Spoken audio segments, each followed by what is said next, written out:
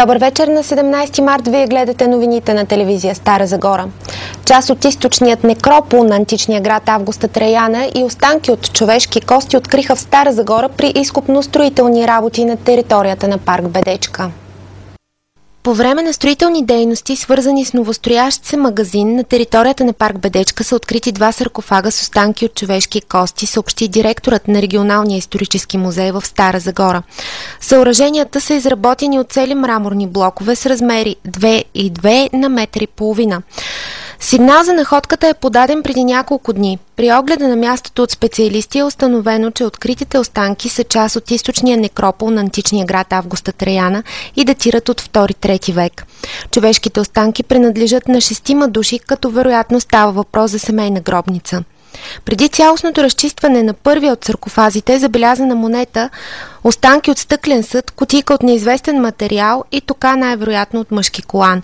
По думите на директора Петър Калчев, гробните съоръжения са били използвани многократно, може би повече от век. Това са камери, които са изградени от много добре обработени квадри, покрити с големи каменни плочи, които вероятно са използвани като споди, вторично са използвани. Това, което виждаме в едното гробно съоръжение, вероятно са погребани около 6 индивида. Може би това е ставало няколко пъти и може би това е било като семейна гробница. Тук са погребани близки родственици и вече последния път, когато е извършило последното погребение, той е покрит с 2 каменни плочи, отстрани е омазано с розов хоросан и цялата част е добре изолирана от външния свят и от пръста. Разкритият терен е на територия от около 80 квадратни метра и дълбочина около 2. Продължават проучванията за установяване на съдържанието на гробните дарове. Общинският съветник от местната коалиция Истината за Стара Загора Янко Янков внесе днес предложение до община Стара Загора за промяна в наредбата за определянето и администрирането на местните такси и цени на услуги. То касае намаляване размера на глобата за репатриране на неправилно паркирали автомобили. Основният мотив на Янков е, че в Стара Загора таксата е 60 лева, толкова колкото и в столицата и много по-висока от други големи градове в страната. Затова той иска тя да се намали драстично. Вдигането на колата с паяк от 60 да стане на 30 лева. Предложението ми касае намаляне на сумата на репатриране на автомобилите. Към момента, по старата действаща наредба, тя е 60 лева. Като тази сума, освен нея, гражданите заплащат допълнително по 1,20 на паркинг, който е наказателния паркинг на час. Допълнително времето, което ще се изгубят, ще дадат сигурно 2-3-5 лева за такси да отидат до наказателния паркинг. И прочетахме и практика на административен съд, в която се казва, че за да бъде законна глобата от репатратора, трябва да има и съставен фиш или акт, който допълнително оскъпява, тъй като минималният фиш за неправилно паркиране е 20 лева и един вид се получава, че гражданите трябва да дадат близо 100 лева, ако колата им случайно бъде вдигната, както виждаме, те се вдигат редовно. Според общинският съветник, договора между община Стара Загора и фирмата, извършваща репатрирането, не ощетява гражданите на Стара Загора. Ако гражданите искат нещо и ти нямаш пари, а искаш да го изпълниш, какво правиш? Търсиш начин. Начинът към този момент е бил това: да се вземе частна фирма, която има 2 купени паяка. Общината, като няма пари в бюджета, значи един паяк струва близо 200 хиляди лева. Какво предлагате? Да купим паяк с втора употреба, които да се ремонтират постоянно, да дадем 400-500 хиляди за 2 нови паяка, които ги нямаме, или да сключим договор и да се вкара в ред града от нарушителите? Предложението на Янков ще бъде разгледано и гласувано на предстоящата сесия на Общинския съвет на 31 март.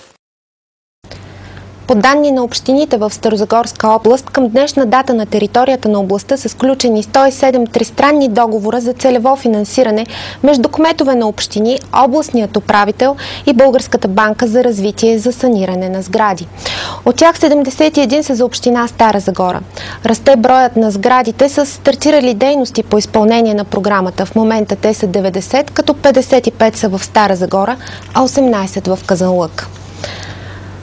Районна прокуратура Стара Загора постигна осъдителна присъда спрямо Тихомир Кирилов за побой на млада жена. Делото се гледа при условия на съкратено съдебно следствие. Районен съд Стара Загора му е наложил наказание от 3 години лишаване от свобода условно с изпитателен срок от 5 години, както и ограничителна мярка забрана за напускане на пределите на Република България. Тихомир Кирилов е признат за виновен за това, че на 21 февруари тази година в Стара Загора е нанесъл побой на 26-годишно момиче, в резултат на което тя е получила комплексна гръдна травма. Тихомир, съпругата му и пострадалите се познавали отпреди и били на гости в Стара Загора, употребили алкохол. Когато гостуването приключило, те си повикали такси. По пътя Кирилов казал на таксиметровия шофьор да спре. Слязал и издърпал от колата пострадалото момиче, като взел мобилният й телефон и го хвърлил на пътя. След това започнал да нанася удари на жената с юмруци и плесници по лицето. Разпореждал и да козирува. В резултат на ударите жената паднала на земята и Кирилов започнал да я рита в гърдите и корема. За да спре побоя, съпругата му прикрила с тялото си това на пострадалата. Тя била откарана с таксиметровият автомобил до болницата, където останала за лечение. На съдебното заседание днес Кирилов се е признал за виновен. Присъдата може да се обжалва или протестира пред окръжен съд Стара Загора.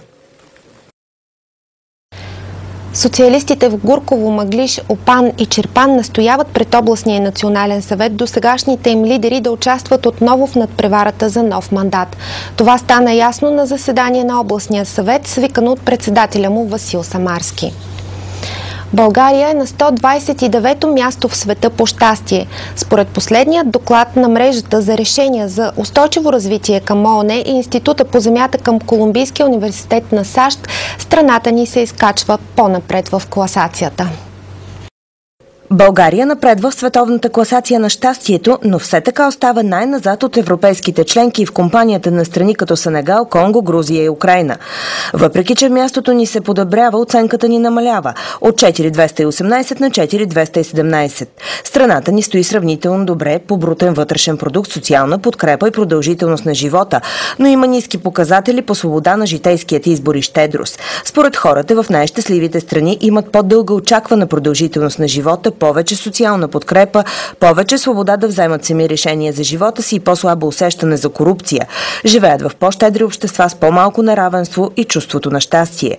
Днес попитахме старозагорци, кое ги прави щастливи. Вас какво ви радва в живота? Като се замисля все по-малко неща, ама намираме радост. Децата, успехите им най-вече. Като живи да здрави децата. Това е. Да здрави децата и да се разхождам и да имам работа и това е. Мен децата ме радват. Здравето. Децата ми. И внуците. Внуците ни радват в живота. Много неща ме радват. Като например? Децата ми, природата, животните, всичко ме радва. Най-много здравето и пролетното настроение. Малко са нещата, често казвам, точно в тази държава. Да, като например? Като например хобитата. Хобитата? Да. Какви са вашите хобита? Тренировки, излизане навънка и така. Българската кухня ми харесва, това ми идва на ум. В момента нищо не ме радва. Честно казвам. Да излезе и така да се разходва на хубаво време, да видя хубави хора, радвам се. Искам да имам повече усмихнати хора. Децата, семейството. Жената, децата. Друго какво може да нарадва? Здравето на близките, семейството, разбира се. Чудесно. А вас? Да, естествено, това са най-важните неща, които трябва да ни радват. Здраве, семейство и поколения съответно, но има и други неща, които ни... Ето това е. Чудесен отговор. Да, нещо друго. Любовта крепи света. Ами трябва да има и други моменти, освен тези забавления и така нататък, които също допринасят за радва. Докато сме млади поне. Да имам постоянна работа. Природата, животинките, които срещам всеки ден, котенца, кученца, дъщеря ми. Любовта ни радва, семейството ни радва, децата. Семейството ми, децата да са здрави, щастливи, радват ме малките неща, радва ме любовта, приятелството. На първо място в класацията за най-щастливи хора са в Дания, следвано от Швейцария и Исландия.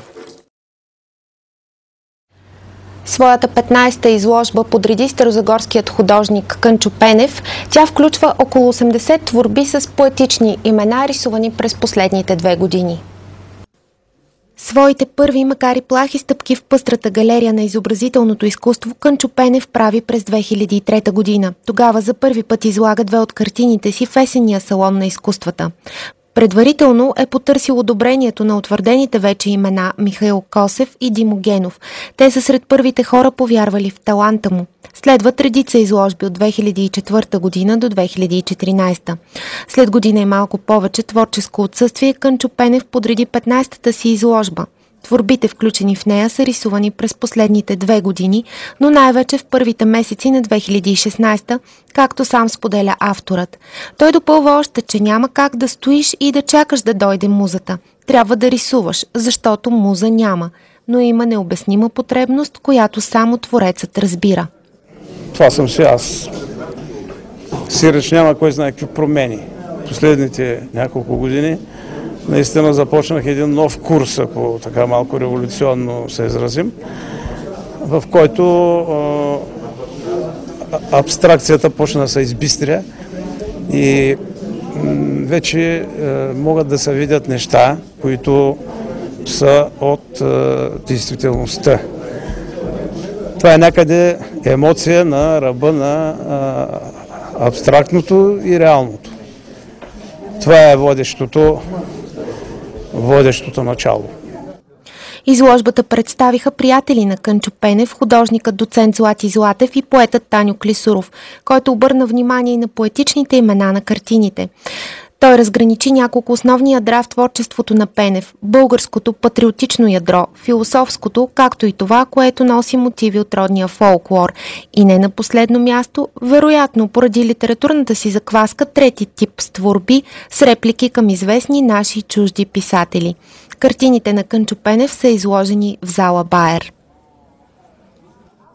Въпреки по-малкото средства, които се отделят през последните години за научни изследвания, наши физици, астрономи, инженери и техници продължават да работят и участват в различни международни проекти за овладяването на космоса. Старозагорският филиал на Института за космически изследвания при Българската академия на науките също е включен в няколко изследователски проекта. С единият се проследява състоянието на малките газови съставки в атмосферата на Земята, наблюдавайки тяхното светене в различни части на видимият спектър. Нашите резултати са част от световната система за наблюдение на озоновия слой на Земята, съобщи директорът на обсерваторията, доцент доктор Алексей Стоев. Работна група от старозагорски специалисти е част от френско-руско-български екип, който изследва слънчевата корона по време на пълни слънчеви затъмнения. Получените резултати имат важно значение за проследяване еволюцията на слънчевата активност, която пряко влияе върху състоянието на климата и природната среда на нашата планета Земя, обясни още астрономът. В момента българска апаратура лети към Марс като част от европейско-руския проект ExoMars. Това е мисия до червената планета, изпратена да търси следи от живот там. Роботизираният космически кораб се очаква да стигне до Марс през октомври, след като измине 496 милиона километра. В рамките на открит урок пред учители и ученици в професионална гимназия Иван Хаджиенов в Казанлък бе представена специалността строителство и архитектура. Откритият урок бе част от проекта на ръководството и педагогическия колектив на училището. Месец на професиите, строителство и архитектура е една от сравнително новите специалности, които предлага гимназията, като към момента в нея се обучават 66 ученика в 3 випуска. Специалността бе представена от ученици в 10-ти Б клас. Сред презентациите бе и тази на Йордан Стоянов, който представи своя класация на 10-те най-грандиозни сгради в България и собствен макет на кметството в село Голямо Дряново. Като негова мечта е създаването на макети да превърне в създаването на реални сгради. Винаги съм имал интерес към сградите и сметнах, че това ще бъде много добре да го превърна от хоби в професия един ден. Какво всъщност изучавате? Строителство и архитектура, това изучава всичко относно сградите, начин на построяване.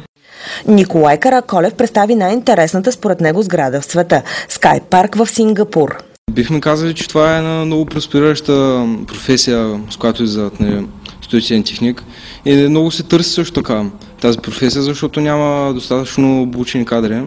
И също така това е една много интересна професия. Никога не знаеш какво ще трябва да проектираш, какво ще трябва да се направи. Винаги може да се измисли нов начин да се направи дадено нещо и така. 7 от учениците в специално строителство и архитектура през летните месеци ще участват в обучение в немския град Дрезден в рамките на проекта на училището проектиране на нискоенергийни къщи. Такива бяха новините на телевизия Стара Загора от изминалия ден. Екипът ни ви пожелава приятна вечер.